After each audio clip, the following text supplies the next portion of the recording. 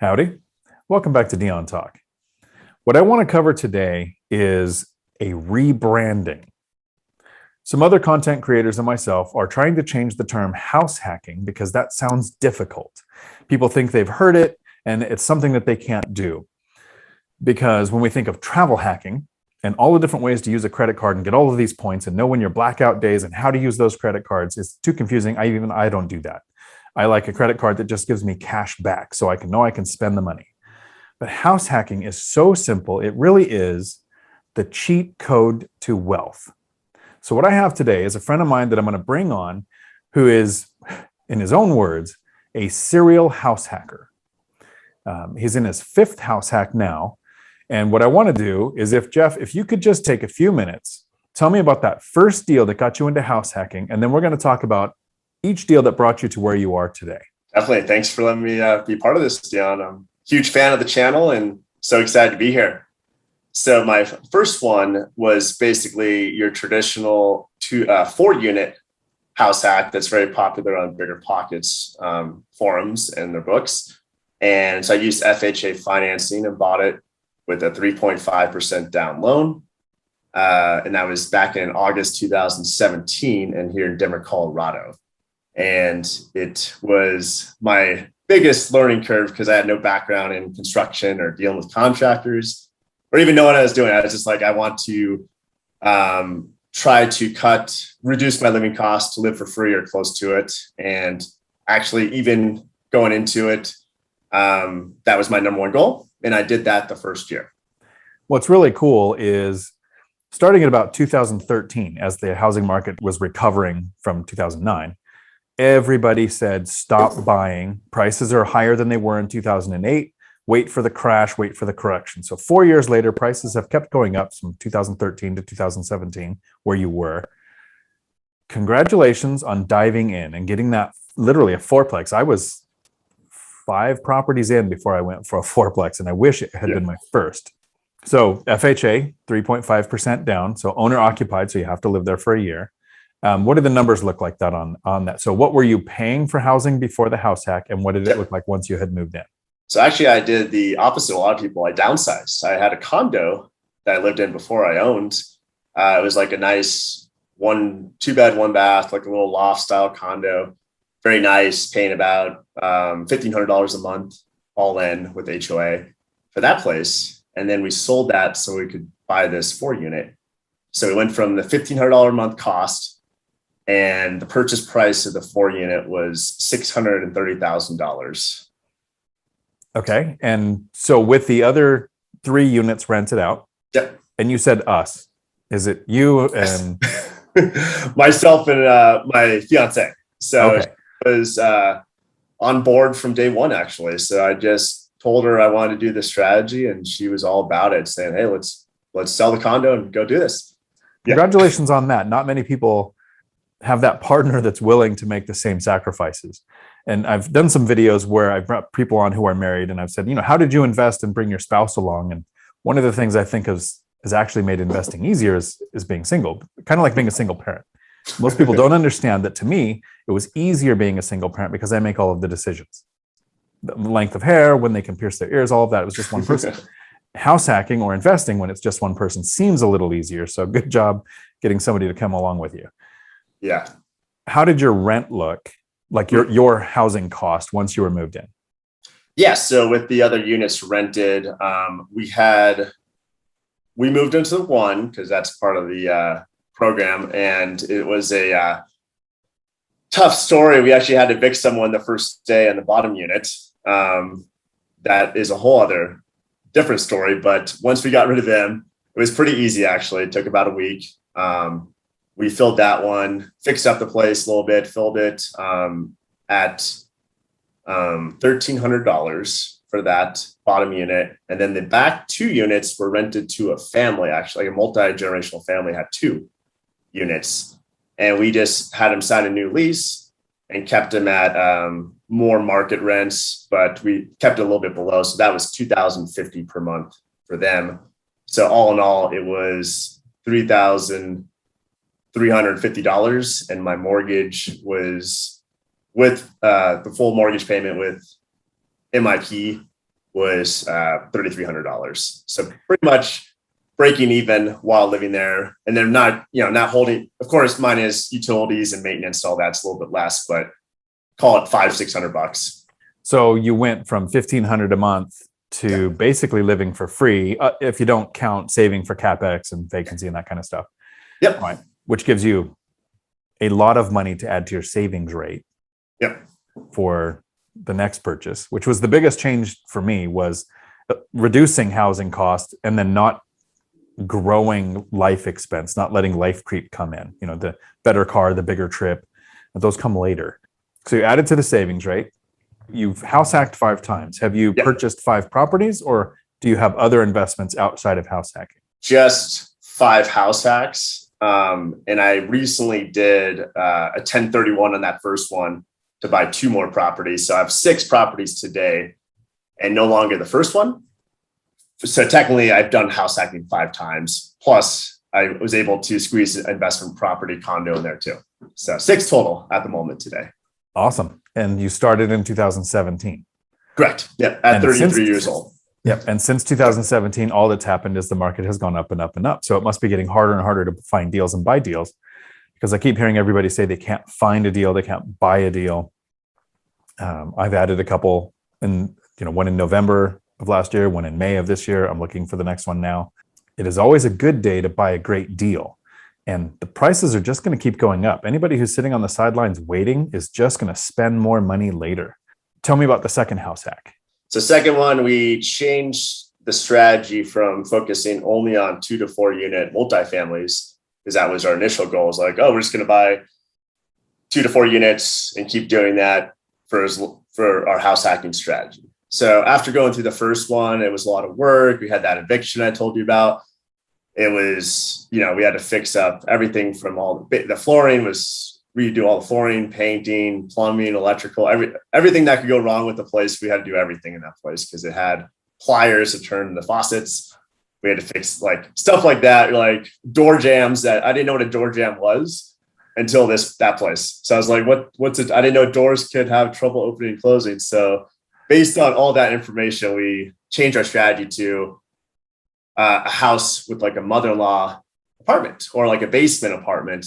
I know in some states you don't have basements, but just basically another separate entrance to another living area where it's kind of like a unconventional duplex, but it's a single family house.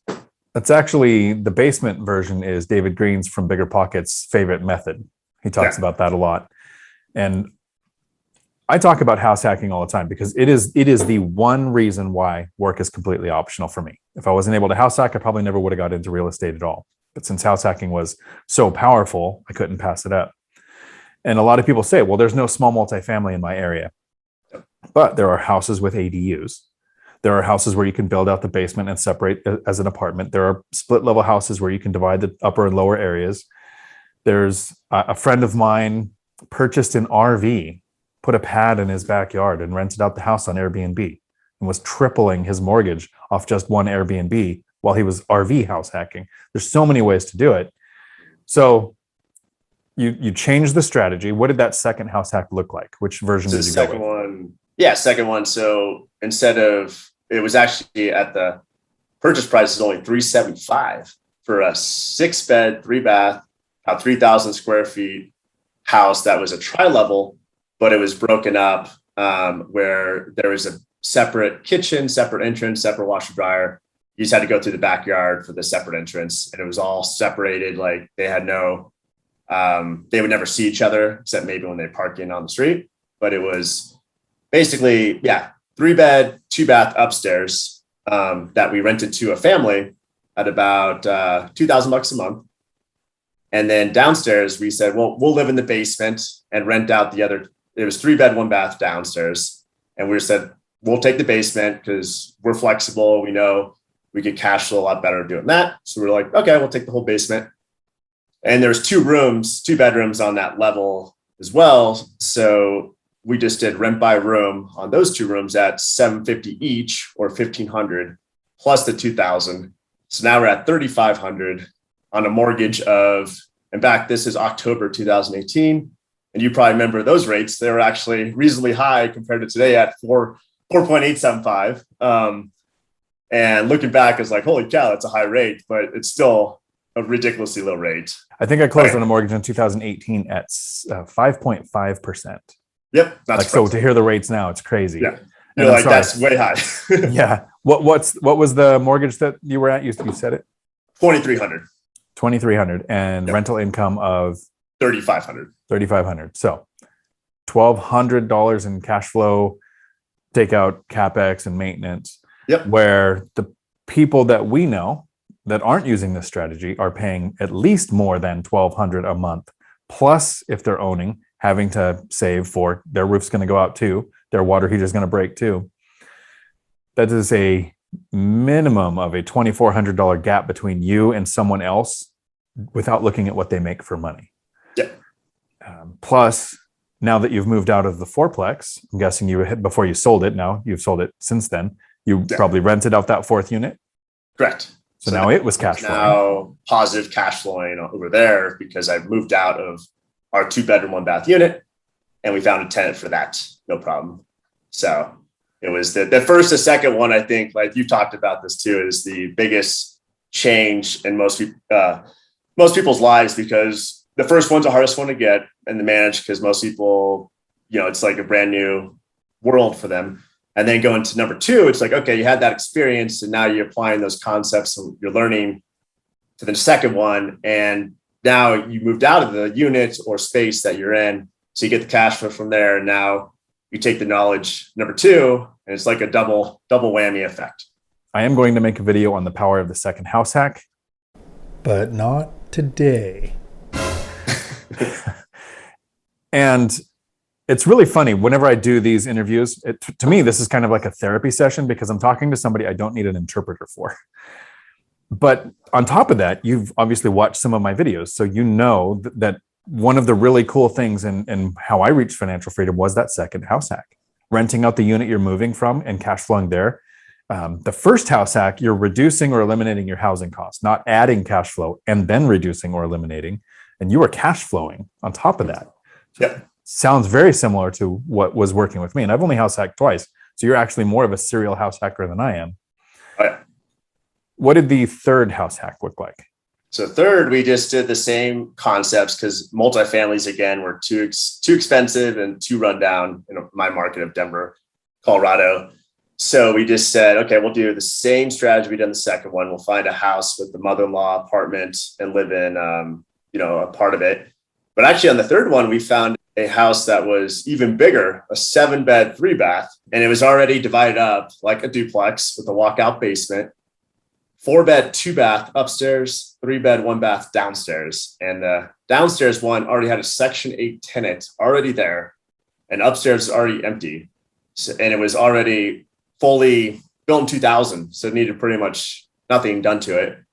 And we were already getting on the Section 8 person at the bottom, $1,941 a month, already, like day one when we were moving in. Before we even moved in, actually, we were already getting the rent. I would like to thank BiggerPockets one more time for the Joe Asamoah episode. Before that, I thought, like many people do, of Section 8 as low-income housing. And that is not what it is. It is fixed income housing. Low-income housing, if you don't make much, there are subsidies to help your rent be less. But with Section 8 housing, they pay the area average rent. And sometimes, like in 2021, they fall behind because rents are going up faster than their historical data shows what the area average is. But for the most part, it's a great program with, in my experience, great tenants. I have Section 8 tenants that have an 830 credit score, and I've never had a problem with them as a tenant. So now you live there, you have that rent coming in, you have the cash flow from the other house hacks. That's the third one. What does that fourth house hack look like? Fourth one. Okay. So now you see the pattern we're developing here. So now we aimed even higher. So we found a 10-bed, 4-bath place. Imagine a house, same thing, house. It was a bi-level house in the front, and then it had an addition with a 2-car garage in the back. We lived in that back, and we did, the front house is like an up-down duplex already, like a bi-level house. So we rented out each section separately, and then we took the back side and lived in the master and rented out the rooms. So that was the most expensive one at $592,000, but it was a 10-bed, 4-bath, multiple options, lots of parking, corner lot, 2-car garage. Like we were like, wow, this like it was on the market, and we just knew like, wow, this is just a terrific deal. We should try to get this one for our next one because it's so massive. Right. And you had the business model in your mind of if you have enough bathrooms to support the number of bedrooms you're going to separate out, you can basically turn this into different types of small multifamily, even though it's all in one building. Yep. Which gets rid of most families. Most families aren't looking for 10-bedroom places, and most investors are looking for specifically small multifamily, house with an ADU. Like they put in their search stuff. Many investors probably missed that this was something you could divide the way that you did, even though it might have already been divided that way. Nice. And you said the most expensive, and you mean the most expensive of the single families, because the fourplex was like 630, yes. Right? Yeah. Okay. Correct. Yeah. Because I know someone in the comments would pounce on and go, hey, that wasn't actually the most expensive, but I get what you were saying. Yeah. So now you have the 4, yep. And you're in your 5th house hack now. Correct. Did you do that, or did you sell the 4-plex and acquire the other 2? How did that work? So this one we just did every year. We just did the 1 year because all you have to do is occupy it for 1 year with the owner occupied financing conventional. We were just doing the 5% down conventional financing for each of these. So the only rule we had to abide by was just that 1 year. I'm really glad you brought that point up. Yeah. With small multifamily, an FHA will work 3.5% like you did with the 4-plex. And Matt, the lumberjack landlord, talks about 4, 3, 2, 1 because they'll let you buy something as long as you're moving towards a single family house. Mm-hmm. With conventional, that's not a thing. And with small multifamily, the way I've done it, duplex, triplex, 4-plex, a lot of lenders for the last several years, since 2017 pretty much, have wanted 15 or 20% down. So buying a single family that you then divide into multiple rental units allows that conventional loan to come in at 5%, which is brilliant. So thanks for bringing that up. So you did that for this 5th one. Yep. And how did that come out? This 5th one. So at this point in time, we've lived in master bedrooms. We live in basements. We've lived, in the separate units. So we always kind of live next or on top or underneath our tenants in all which ways possible. So we're like, hey, let's see if we could find something a little more detached. And this one popped up. It was actually about 3 blocks away from our 4th one. And it went on the market on like 6 months before I hit the 1 year mark. But I'm kind of like a house hacking junkie where I always want to look in the market, see like what's out there, right? Just to plan ahead to see like, okay, what's the market telling me right now? What's available? And this one popped up. I was like, oh, this one's cool. It has a front house, a 4-bed, 2-bed front house, and then a little ADU or accessory dwelling unit, small house in the back. That's 1 bed, 1 bath. That's it. We could use single family zoning. We could use the 5% down conventional financing, but unfortunately we're still 6 months out. So the funny thing with this one was, it was under contract. I was like, dang it, there's just not many of those types of houses in the Denver metro market. So I was like, okay, I was hoping, but it went back on the market. And then I was like, sweet, okay, maybe it fell off. We'll just hang on for like 4 more months here. And then went under contract again. I was like, okay, it's not going to go under contract again and go back on the market. And that's exactly what happened. And then they withdrew the listing around a few months prior. So we, at this time, I was like, I just got my real estate license right around this time. So I was able to call up the listing agent and negotiate a contract off market, basically, because it was still withdrawn listing, and have it under contract before they even listed again. So I had no competition. And this was back in like March of this year. And I was able to lock it up without avoiding the buyer frenzy that you experience out there and we experience out here. Same thing, where we get 10 offers on crappy properties and it's like, what's wrong with people? But that was nice to just be the only offer and negotiate directly and lock it up. So yeah, we closed just this May 5th of this year. Cool. So there's a couple of golden nuggets in there. First, whenever a property goes under contract, that doesn't mean it's gone. not only do they pop back up on the MLS, but if somebody you were locked up in a position where you couldn't house hack again for another 6 months, but about half of my properties, a little over 50%, went under contract. And I had my agent send an email saying, hey, we would like second position in case that falls through. Our offer still stands where we made it. And then they'll fall through, pulled out, something changed. And then they end up being a deal that I get. As an agent, so you can answer this question for me. A really good strategy is to have your agent look for listings that were pulled off to then reach out and find out why, because that's a good opportunity to pitch seller financing. That's a chance to get a hold of the seller and find out if they have a problem that you're able to solve. Okay, so you pick this one up. This is a house with an ADU. Yep. So you literally are house hacking, but you're not sharing any walls with any of your tenants. Right. So that solves the problem that a lot of people do. I have a friend who house hacks, and they have a 4-bedroom, 2-bath, 2-bedroom, 2-bath. So it's really 2 full houses on the same property. And then after this, you sold your first one, 1031 exchange, which means you delayed the tax. You don't have a capital gains tax hit. You've delayed it into the next property, and you purchased 2 properties with that. Correct. Okay. So what do those properties look like? Yeah. So the first one, if you remember, I talked about how it's the most, maintenance, most headaches, worst cash flowing deal that we had out of all these properties we talked about. So one popped up without really, like I said, I like to look for fun. And I found this house. I was like, oh, it's like a 7-bed, 4-bath house that's built in 2002, pretty much move-in ready, doesn't really need anything, maybe a couple little cleaning and, some touch-up paint and stuff like that. And I showed my fiance one day. Well, I didn't come up with this idea. I give her all the credit. She was, her name's Suli. So Suli came by and I showed it to her, and she said, why don't you just sell this? This house is sweet. Why don't you just sell your worst house? And I was like, that's a good idea. Why don't I just get rid of my worst performing property and buy something that is way better and just move all that equity from a 1031 exchange to the new one, and already being a much more higher performing property from day one. And the funny thing was, I actually talked to the tenants that were moving out of that first property, and they found 4 friends, and I'm doing one lease, rent by the room style, to 4 friends for $3,900 a month over there. And the purchase price on that one was $610,000, mortgage of $2,500. Wow. And that was the first one. You ended up with a second one out of that too. Yes. How did so that 1031, I learned this too. It's you can't you sell your property and your sales price is here, and then your replacement property's purchase price has to be greater than it.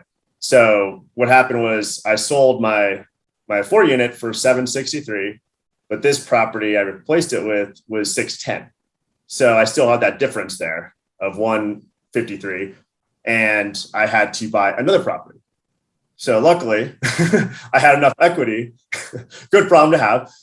Equity. I found a just basic 3-bed, 2-bath condo that was $240,000.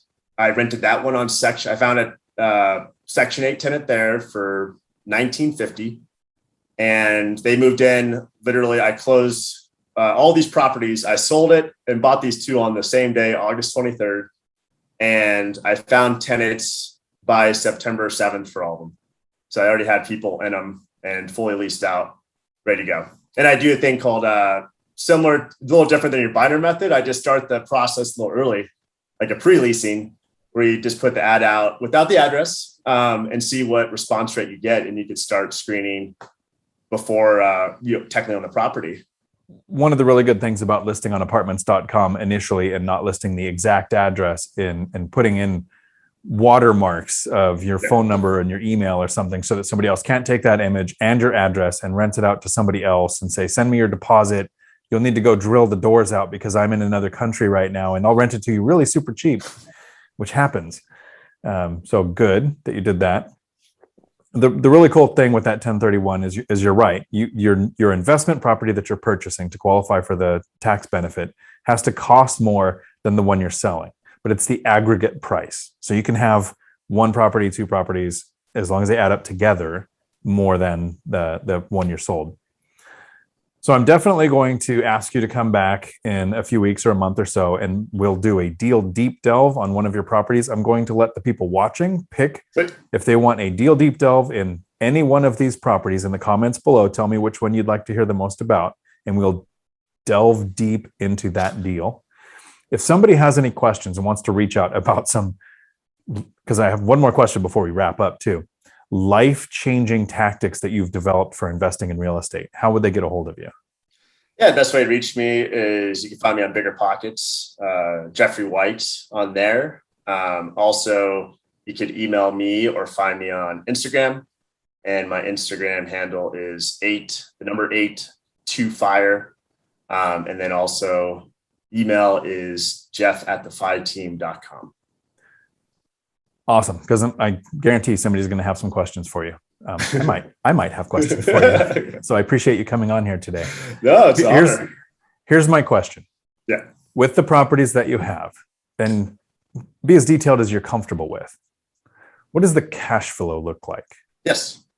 So recently I switched over to a property manager. So that's taken away a chunk. But even with the property manager, with all the rent by room and creative strategies, I'm averaging about $6,000 a month between all the properties.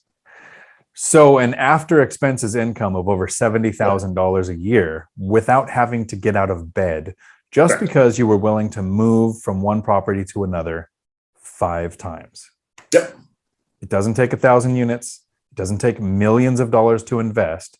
It takes a strategy, discipline, and patience. And I can't thank you enough for coming on here. Hopefully this motivates some other people to really get into the cheat code of wealth. Thanks a lot, Jeff. Thanks so much, Dion. It's a pleasure. Until my next video, thanks for coming to my Dion Talk. We're sorry, the number you have dialed is not in service at this time.